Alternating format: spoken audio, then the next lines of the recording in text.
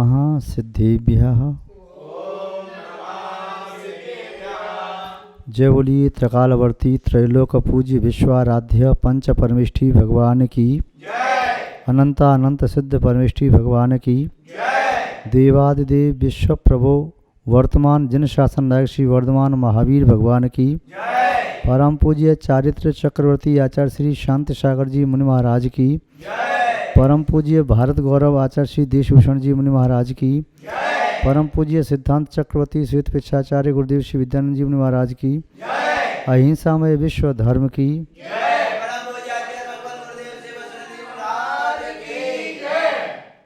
धर्म स्नेही सत श्रद्धालु यहाँ पर उपस्थित आप सभी भव्यवर पुंडरीक पुण्यात्मा महान भाव। प्रत्येक प्राणी सौंदर्य शोभा प्रतिष्ठा आदि का वांछक होता है। सुंदर चीज़ सबको अच्छी लगती है जो सहज और सरल होती है। व्यक्ति प्रत्येक चीज़ को सुंदर से सुंदर बनाना चाहता है। जैसे वस्त्र है,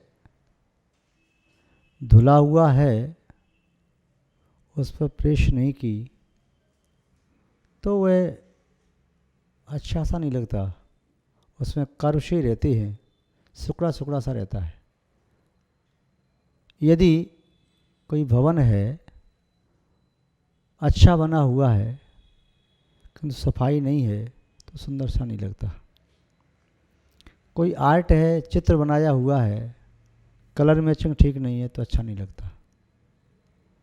या कोई वस्त्र भी पहनता है तो वस्त्र भी सोचता है कलर मैचिंग से पहने तो ठीक लगता है। यहाँ तक कि व्यक्ति वाहन भी खरीदता है कलर मैचिंग से, मकान भी बनाता है और वस्तु खरीदता है बड़ा सेट करके। भोजन भी करता है तो वो थाली में वस्तुएं क्रम से रख लेगा, कटोरी कटोरी साइड में, इधर गिलास रखा, इधर पूड़ी पराठे जो कुछ भी रखता है साइड में। ऐसा नहीं बीच में यहाँ पर सब्जी रख ली, फिर रोटी रख ली, फिर दाल रख ली, फिर गिलास रख लिया, बीच बीच में नहीं, जो थोड़ा देखने में सुंदर सा भी लगे। उसका नेचर है कि सुंदर से लगना चाहिए। आचार्य कुंदकुंद स्वामी ने कहा है सब्बत सुंदरो लोई। लोक में सब कुछ सुंदर है किंतु हमारी मानसिकता से क्या में सुंदर लग रहा है तो उस प्रकार से हम सेट करना चाहते हैं।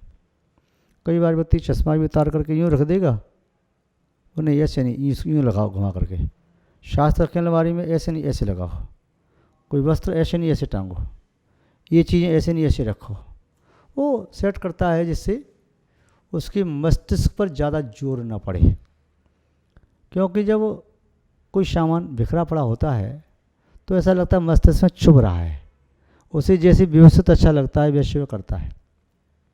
यहाँ तक कि बाल भी हों, वस्त्र भी हों, कोई भी पहने हुए वस्त्र व्यवस्थित पहनते हैं तो ठीक, अव्यवस्थित हों तो अच्छे व्यक्तियों को चुभते हैं, ये व्यक्ति ठीक नहीं, शिष्ट नहीं है, ये केयरलेस है। बाल कैसे कर लिए, अच्छे से कर। तो सब चीज़ व्यवस्थित और सुंदर करना चाहता है। किंतु सुंदरता सौंदर्य शोभा किससे बढ़ती है उसको भी देख लें। जैसे फूलों की माला है, यदि फूल नेचुरल हैं तो वो सुंदर लगते हैं, यदि वे कागज़ के बने हुए फूल हैं तो सुंदर नहीं लगते। सुंदर बनाने के लिए उस पर इत्र आदि छिड़काव कर देते।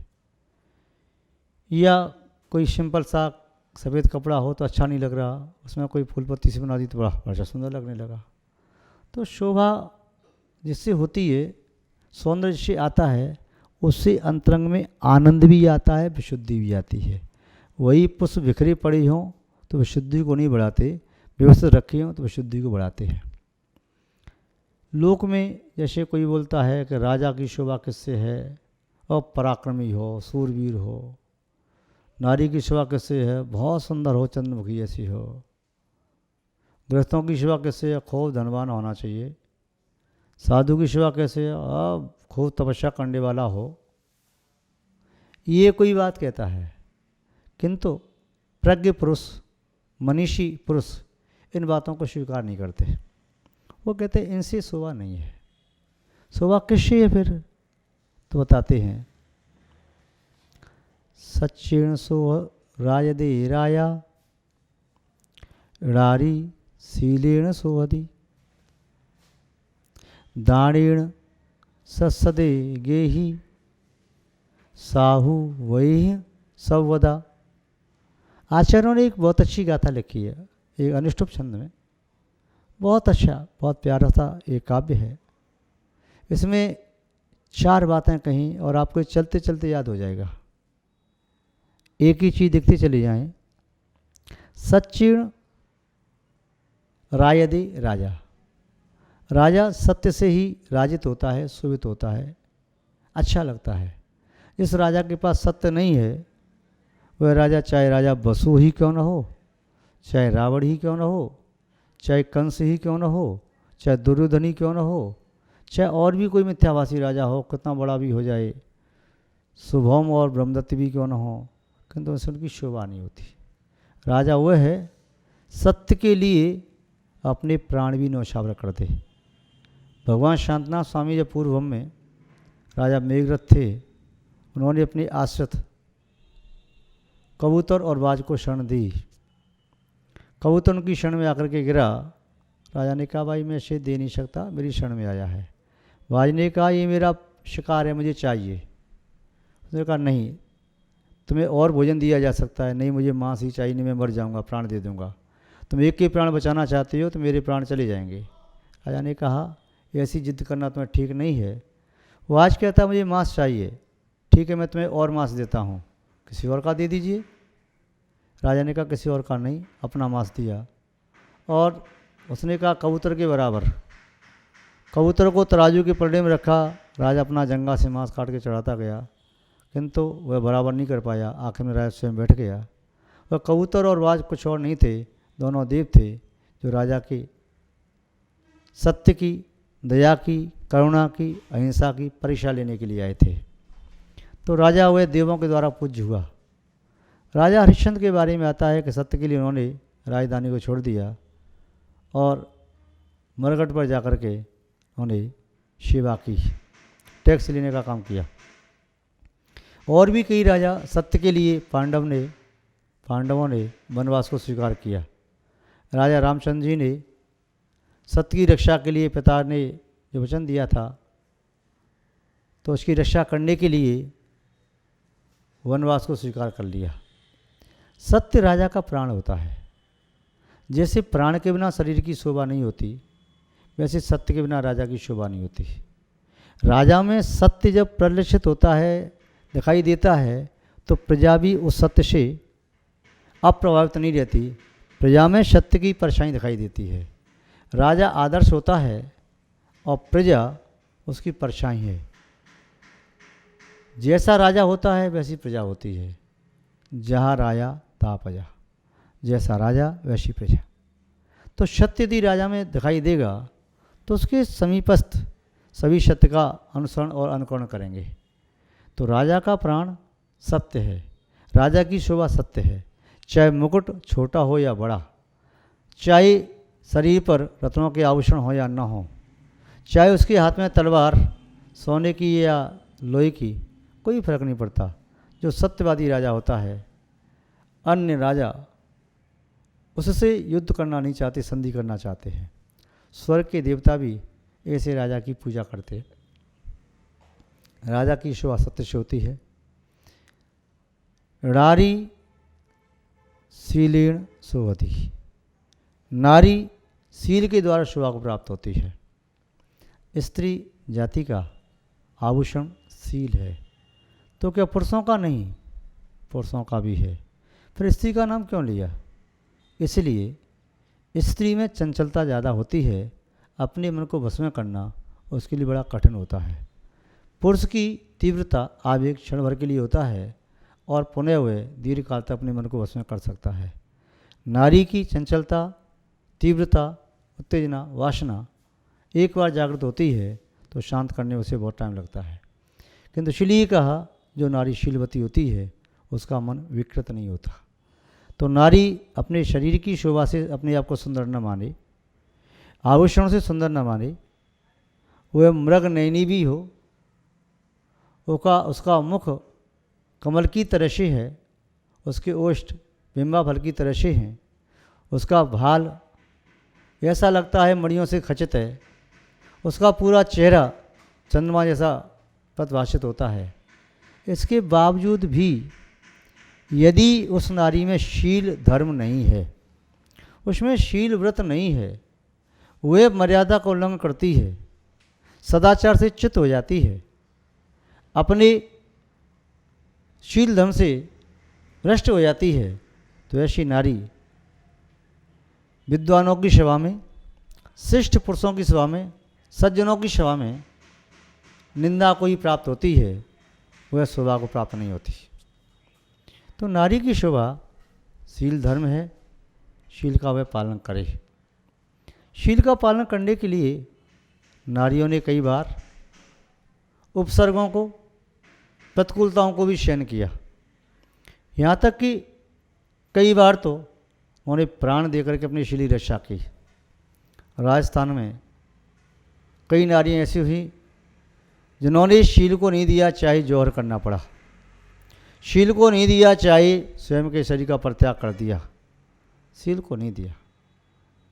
राजस्थान ही नहीं, पूरे भारतवर्ष की संस्कृति है, नारी यदि शीलवान है तो जीवंत है, जिसका शील चला गया तो चलती फिरती लाश कहलाती है, मुर्दा कहलाती है। ये बात किसी को कटु भी लग सकती है, किंतु भारतीय संस्कृति की परंपरा रही है। चाहे शील का पालन सीता जी ने जंगल में रह करके किया, महलों का सुख छोड़ा पर शील को नहीं छोड़ा। चाहे सती अंजना ने जंगल में रह करके अपने शील का पालन किया, मातृपक्ष में भी उसे स्थान न मिला, ससुराल पक्ष से भी निकाल दिया, बाद में उसके शील की पूजा देवों ने आकर के की, उसके पति ने उसे पुनः स्वीकार किया। शील की रक्षा अनंतमती ने की, सुरसुंदरी ने की, मनोरमा ने की, मनोवती ने की, पद्मावती ने की। बहुत सारी ऐसी नारियां हैं जिन्होंने शील की परीक्षा दी पर शील से टिकी नहीं। चाहे उसके सामने उसकी शील के लिए याचना करने वाला, चाहे वह सम्राटी क्यों न हो, जो शीलवती नारी होती हैं, कुलवंती नारी होती हैं, उसके लिए पर पुरुष तनिके के बराबर है। वह पर पुरुष चाहे सौदर इंद्र ही क्यों न हो, वह पर पुरुष चाहे चक्रवर्ती ही क्यों न हो, वह पर पुरुष चाहे पूरे भूखंड का सम्राट ही क्यों न हो, वह शीलवान होती हैं। वह उस पुरुष को ही अपने प्राण, अपना परमेश्वर परमात्मा मानती हैं, जिस पुरुष के साथ उसके माता पिता ने, अभिभावक ने, संरक्षकों ने उसका पाणिग्रहण संस्कार किया है। वह न तो माता पिता के विश्वास को तोड़ती है, न अभिभावकों की इज्जत को खराब करती है, न धर्म का विच्छेद करती है, न कुल की मर्यादा का लोप करती है। वह शताधिक प्रतिकूलता सहन कर लेगी, सहस्रों प्रतिकूलता सहन कर लेगी, किंतु शील का विच्छेद नहीं करेगी। कुलवंती नारी वही कहलाती है जो अपने शील का पालन करे। कदाचित कई बार ऐसा भी हुआ, पाप के उदय से किसी नारी को कम उम्र में ही वैद्यावस्था प्राप्त हुई, फिर भी उसने अपने शील धर्म का यावजीवन पालन किया, धर्म का पालन किया। उसने कहा, मैं शरीर सुख के लिए नरक को आमंत्रण नहीं दे सकती, मैं शील धर्म का पालन करूंगी। मेरे पाप कर्म का उदय था, इसलिए मुझे इस प्रकार का प्रसंग प्राप्त हुआ, किंतु अब मैं ऐसा पाप करना नहीं चाहती जिसके कारण मुझे सुदीर्घ काल तक विभिन्न प्रकार के असहनीय दुखों को भोगना पड़े, दुर्दांत पीड़ा को सहन करना पड़े। तो नारी, कुलवंती नारी, अंगनाएं अपनी शील की रक्षा स्वयं करती हैं, दूसरों के शील की रक्षा करने के लिए अपना सब कुछ समर्पण कर देती हैं। यहाँ तक कि किसी वेश्या ने भी कुलवंती नारी के पास शरण ली, भाग कर के आई, उसने कहा, माँ मेरी रक्षा करो, ये मुझे वेश्या बनाना चाहते हैं। उसने उसकी रक्षा की, बेटा तू चिंता न कर, मेरे घर में रहे, अपने शीलवत का पालन कर, तेरी व्यवस्था में बनाऊंगी। महाराज श्रीशरण के शरण में सत्यभामा पहुंच गई थी, जिसने छल से शादी की थी कपिल ने उसके साथ। जब वह छोड़ करके आई, श्रीशरण महाराज ने उसको संरक्षण दिया और पुनः उसने अपने शील का पालन किया। ऐसे एक नहीं, भारतीय परंपरा में हजारों उदाहरण हैं। हमारा भारत इसी वजह से गौरवशाली है, पूरे विश्व का गुरु बनने की क्षमता रखता है। भारत में ही ऐसी नारियां जन्म ले सकती हैं जो यावत जीवनशील का पालन कर सकें, अपनी मर्यादा में रहें। विदेशों में ऐसे उदाहरण मिलना बड़ा कठिन है। तो नारी का आभूषण शील है। तीसरी बात कही, दाणेण सोहदे गेही। जो ग्रस्त है दान के द्वारा, सोहदे सत्सदे पसंद सदे, वह ग्रस्त दान के द्वारा शोभा को प्राप्त होता है, प्रशंसा को प्राप्त होता है, पूज्यते पूज्यता को प्राप्त होता है। यदि ग्रस्त होकर के दान नहीं करता, आचार्य सोमदेव सूरी ने लिखा है, जो ग्रस्त धन तो कमाता है, अपना पेट भर लेता है, दूसरे को खिलाने की भावना नहीं रखता, किसी धर्मात्मा को, किसी साधु संत को, किसी त्यागी व्यक्ति को, या किसी को भी उसके पास एक दाना भी है तो वह खिला करके दूसरों को तब खाए तो शोभा को प्राप्त होता है। यदि दूसरों को खाए बिना वह भोजन करता है तो वह धर्म की चोरी करता है, नरमाल का सेवन करता है, और भोजन नहीं करता सप्तम नरक के अंधकार का भक्षण करता है। इसलिए गृहस्थ को बिना दान दिए कभी भोजन नहीं करना चाहिए। दान दे, उसकी शोभा उसी से है। दान देता है तो जीवित है, और दान नहीं देता है तो ऐसा समझना चाहिए प्राणों से रहित शरीर है। गृहस्थ की शोभा दान से है। शक्ति अनुसार दे, चाहे भले ही एक रोटी है उसमें से एक टुकड़ा निकाल करके किसी को खिलाए, चाहे श्वान को खिलाए, गाय को खिलाए, चाहे किसी को खिला दे, किंतु किसी को खिला करके तभी वह खाए, तभी वह सदाचारी, शिष्ट, भद्र पुरुष, धर्मात्मा कहा जा सकता है और सदग्रस्त कहा जा सकता है। ऐसा नहीं करता है तो शोभा को प्राप्त नहीं होता, धर्मात्मा की शोभा में निंदा का पात्र बन जाता है। पुनः अगली बात कही, साधु की शोभा यदि है तो साधु की शोभा वह है व्रतों के द्वारा, संयम के द्वारा, तप के द्वारा। वह साधु यदि खूब तप करता है किंतु उसके जीवन में कोई व्रत नहीं है, न हिंसा है, न दया है, न करुणा है, न सत्य है, न चौर्य है, न शील है, न संतोष है, न किंचन व्रत है, तो साधु कितना भी तप करे, चाहे पर्वत की चोटी पर खड़े होकर तप करे, चाहे वह वृक्ष के नीचे खड़े होकर तप करे, चाहे नदी किनारे तप करे, चाहे पंचाग्नि करे, चाहे नदी में खड़ा हो जाए, इससे कुछ नहीं होता, उसका कल्याण नहीं हो सकता। वह साधु तो वह कहलाता है इसमें साधुता हो, सज्जनता हो, सौम्यता हो, सौम्य वाणी, सौम्य विहार, सौम्य आहार, उसकी सब चर्याओं में सौम्यता होना चाहिए, सरलता सहता होना चाहिए। और वह ऐसा तभी हो सकता है जिस साधु ने अपने आप को व्रतों के द्वारा अलंकृत कर लिया हो। जो साधु व्रतों से अलंकृत है, संतोष व्रत को धारण करने वाला है, दया व्रत को धारण करने वाला है, करुणा व्रत को धारण करने वाला है, सत्य को धारण करने वाला है, संयम का व्रत ले लिया है, ऐसा साधु निस्संदेह तीनों लोकों में पूज्य होता है, तीनों लोकों में वंदनीय होता है। देव आकर के उसके चरणों की धूलि को माथे से लगाते हैं। राजा सम्राट भी ऐसे साधु के चरणों में अपना मस्तक टिका देता है। जिस साधु में व्रत शुद्ध नहीं हो, जो साधु शील का पालन नहीं करे, वह साधु साधु नहीं। जो साधु करुणा दया हिंसा का पालन नहीं करे, वह साधु साधु नहीं। जो साधु सत्य से समर्पित नहीं है, वह साधु साधुता के मायने में सच्चा नहीं है, साधुता की कसौटी पे खरा नहीं उतर सकता। तो साधु के अंदर पुनः ये बात होना चाहिए, उसके अंदर व्रत होना चाहिए। जितनी ज़्यादा अच्छे सम्यक व्रतों से वह सुशोभित है, उतना ही ज़्यादा वह साधु प्रशंसा का पात्र है, कल्याण का पात्र है और हित करने का पात्र है। साधु जहाँ ठहर जाता है वहाँ मंगल ही मंगल हो जाता है। साधु यहाँ से चला जाता है तो वहाँ सुना सुना हो जाता है। किंतु कौन सा साधु? जिसमें साधुता हो, जो व्रतों से सुशोभित हो। जैसे पुष्प की शोभा, फलों की शोभा, वृक्ष की शोभा फलों से और पुष्पों से है, फलों की शोभा उसके रस से है, पुष्पों की शोभा उसकी गंध से है। ऐसे ही साधु की शोभा उसके शील आदि व्रतों से है। नदी की शोभा जल से है, ऐसे नारी की शोभा शील से है। तो इस तरह महान भाव चारों बातें ध्यान रखो। राजा सत्य से शोभित होता है, नारी शील से शोभित होती है, और गृहस्थ दान से शोभा को प्राप्त करता है, और साधु व्रतों से शोभा को प्राप्त होता है। ये सभी बातें हमें भी अपनी शक्ति अनुसार, अपने अपने पद के अनुसार जीवन में अंगीकार करना चाहिए। आप सबका मंगल हो, शुभ हो, कल्याण हो।